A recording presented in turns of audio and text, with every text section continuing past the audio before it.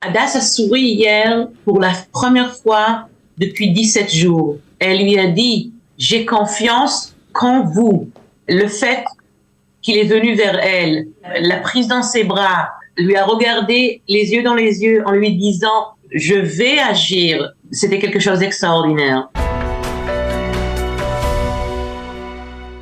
On va parler, puisqu'il est beaucoup question, il a été question justement des otages retenus par le Hamas hier lors de la venue d'Emmanuel Macron. On va en parler justement avec ce matin Sabrina Belhassen Nimzowitsch. Sabrina, bonjour. Bonjour, bonjour. Merci d'être avec Shalom, nous. Merci d'être avec nous, Sabrina. Vous êtes en fait la représentante d'une famille, hein, puisqu'on parle là d'une famille. Vous allez nous dire exactement de qui on parle. De la famille Calderón, dont une partie des membres de sa famille est retenue par le Hamas. Alors de qui je suis proche de la famille Dan Calderón, dont 5 personnes de cette famille ont été kidnappées. Et la semaine dernière, malheureusement, on a eu la nouvelle, on a identifié les corps de 2 d'entre elles, de Carmela, 80 ans, et Noya, 12 ans, et sa petite fille, tous habités à Nir Oz. Nir Oz, qui est un kibboutz, qui est tout près de la frontière avec Gaza. Alors, ce sont des franco-israéliens, on va dire, et en fait, cette citoyenneté israélienne, française plus exactement, vient de Carmela, en fait, Carmela Dan, qui était la grand-mère et qui était française elle-même. En fait, il s'agit d'une famille, en fait, Dan, le nom de la famille est Jaoui, c'est Dan Jaoui, une famille très connue en France, et le nom de la famille vient de Uri Dan, le mari de Carmela, qui est décédé depuis quelques années. Et c'est une famille française. Et en effet, on parlait hier avec Adas, la mère de Erez, 12 ans, et Sahar, 16 ans, qui sont kidnappés, qui m'a dit je n'aurais jamais cru que être français pouvait nous aider à ce point. Alors justement, on parle donc aujourd'hui de 5 membres de sa famille, de cette famille Calderón, qui est retenue par le Hamas. Donc 3 enfants. Oui, non, 5 membres ont été retenus. 2 d'entre elles ont été sauvagement assassinés sur le territoire Gaza. Aujourd'hui, nous avons 3 membres que nous savons qui ont été déclarés et nous savons qu'ils sont vivants, kidnappés. Il y a Ofer Calderón, 53 ans, et Sahar Calderón, la fille de 16 ans, et Erez Calderón, qui va fêter demain sa 12e année. 12 ans, il aura demain. Adas espère lui fêter son anniversaire ici en Israël avec lui. On l'espère aussi. Alors, comme on l'a dit, grâce à la grand-mère Dan, donc de la famille Dan, ils ont tous une citoyenneté française. Et donc, à ce titre, vous avez rencontré hier, en tout cas, les membres de la famille ont rencontré hier le président Macron. Vous étiez aussi présente à cette rencontre qui s'est déroulée vraiment à l'arrivée du président Macron lorsqu'il est arrivé à Ben Gurion. Que s'est-il passé? Qu'est-ce que le président Macron vous a dit? Alors, tout d'abord, toutes les familles des kidnappés français et des victimes françaises, non seulement les personnes kidnappées, M. Macron a tenu à rencontrer personnellement toutes les familles. C'était en effet sa première rencontre en Israël. Il a demandé à ce que ça soit avec les familles françaises. Il a accordé à chaque famille un temps personnel. Il leur a parlé personnellement et on voyait vraiment qu'il connaissait les cas. Personne ne lui a murmuré, il connaissait les cas, et en voyant Adas et en voyant les photos, il lui a dit oui, Sahar, Erez, Ofer, je les connais, on sait qu'ils sont vivants. Et il a promis, il regardait vraiment les yeux dans les yeux Adas en lui disant je suis personnellement responsable de les ramener. Et il y avait aussi Galit, la mère de Noya, la fille de 2 ans, qui est morte, et que la mère respective de Hadas et Galit est morte. Il lui a présenté ses condoléances, il a pris dans ses mains, et on a vu que c'était vraiment sincère. Vraiment savoir ne pas agir pour agir, mais on le voit qu'il le prend personnellement. Il comprend à quel point il comprend. Il ressent surtout la douleur de chaque famille. Et je sais que Hadas a souri hier pour la première fois depuis 17 jours. Elle lui a dit: j'ai confiance qu'en vous.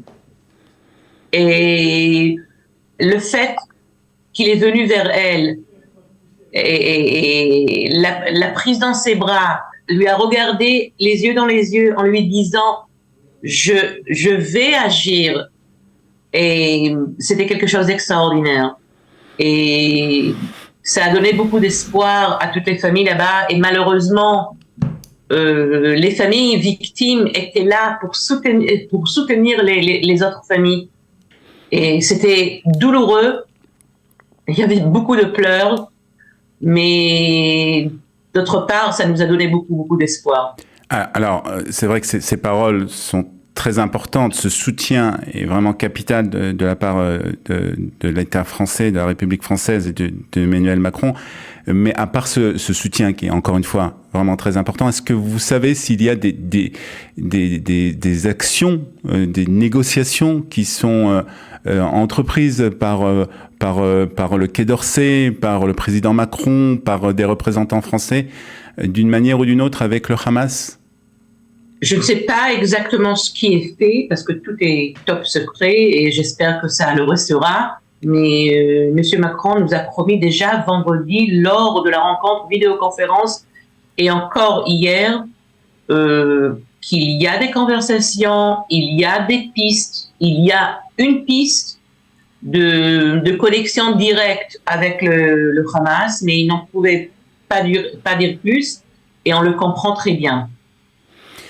Je voudrais vous poser une question par rapport aussi à ce qui se passe. Est-ce que vous avez eu des nouvelles par rapport à ce que fait le gouvernement israélien? Est-ce que vous avez eu des contacts avec le gouvernement israélien, les représentants israéliens? On sait qu'il y a un responsable qui s'occupe de ça. En tant qu'Israélienne et en tant que franco-israélienne, moi je suis toujours fière d'être israélienne, d'être juif, mais sur ce point-là, il faut dire que les Français ont agi d'une façon extraordinaire, et ils ont beaucoup de choses à apprendre aux Israéliens.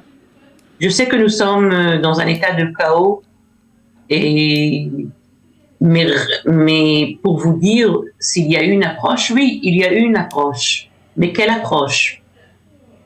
Pourquoi on ne peut pas donner une approche personnelle, quotidienne, et raconter? C'est comme s'il y a une déconnexion, et il y a une cellule qui s'occupe de ça, et on a confiance dans cette cellule, mais d'une autre part, on ne peut pas agir d'une part et ne pas parler aux familles. Les familles doivent comprendre que quelque chose se passe.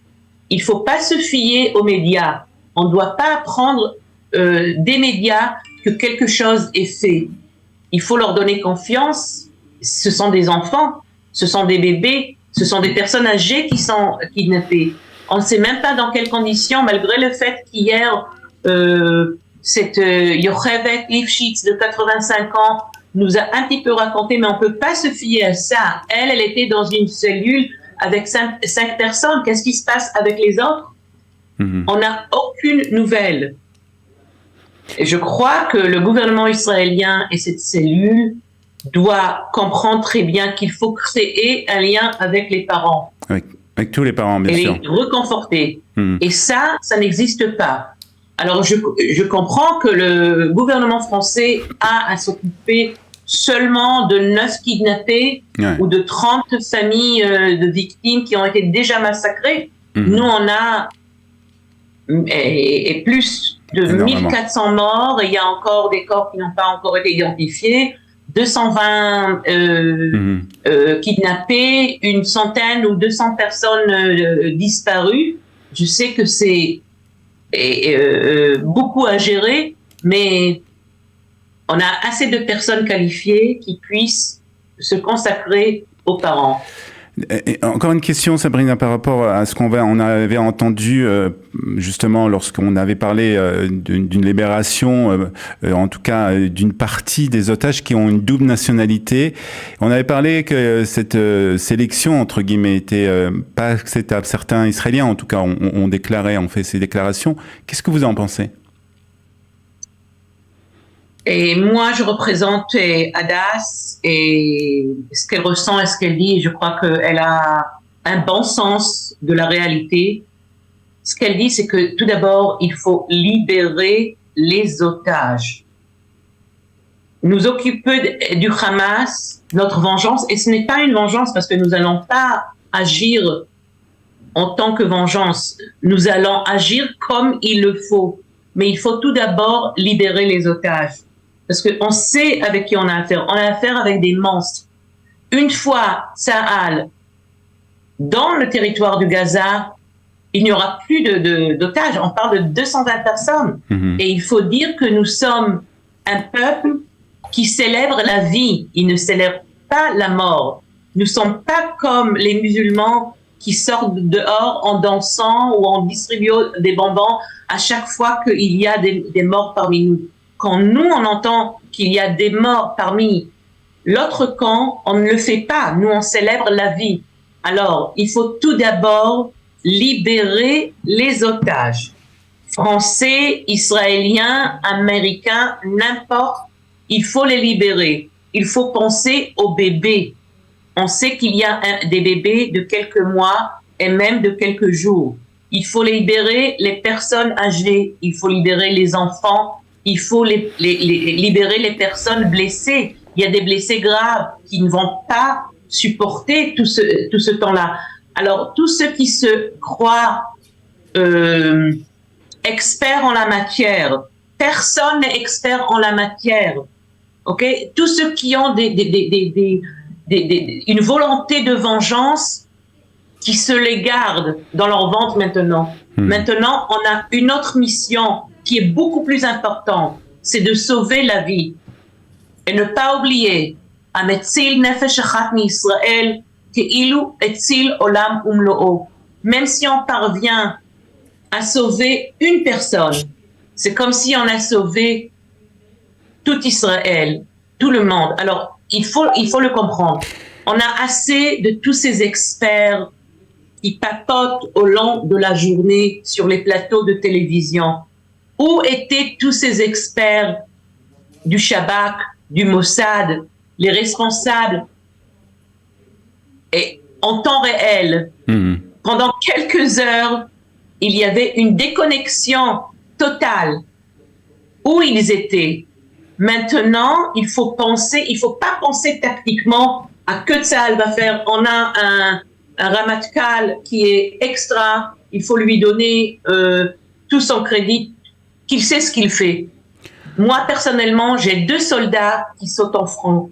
Okay? J'ai un soldat de 21 ans qui est dans le service régulier et un officier de 25 ans qui est au nord. Okay? Je ne veux pas que ces soldats rentrent et perdent leur vie parce qu'on n'était pas assez intelligent et on n'a pas pensé aux représailles. Okay? On a une armée très très forte. D'abord, il faut libérer les kidnappés. Et on ne parle pas d'otages, on parle de kidnappés. Il faut le comprendre. Ce sont des bébés qui ont été kidnappés de leur lit un samedi matin de Simchat Torah. Ouais, des bébés et des enfants, et on pense particulièrement, comme vous l'avez dit, au petit Aran, hein, c'est ça qui va avoir 12 ans demain. Erez qui va avoir... Erez, c'est le premier dont on a vu sa vidéo qui a été libérée par le Hamas sur leurs réseaux sociaux. Je crois que c'était le lendemain, dimanche ou lundi du massacre. Et on le voit brutalement harcelé par des hommes avec des mitraillettes. Mais on ne peut pas comprendre cette nature, cette culture. Vous venez vers un enfant de 12 ans avec une mitrailleuse, mais il faut être dingue. Il faut être dingue pour penser à ces actes-là. Mais on sait à qui, maintenant, aujourd'hui, tout le monde sait à qui on a affaire. Et leur jour viendra. Bien sûr. On espère en tout cas voilà, que Erez pourra fêter son anniversaire avec, demain avec tout le peuple d'Israël qui l'attend, bien entendu, qui attend son retour. Merci en tout cas Sabrina Belhassen Nimrodski d'avoir été avec nous. Nimzowitsch, oui. Ça c'est la partie polonaise, mais Nimzowitsch. Merci beaucoup Sabrina. Bonne journée à vous.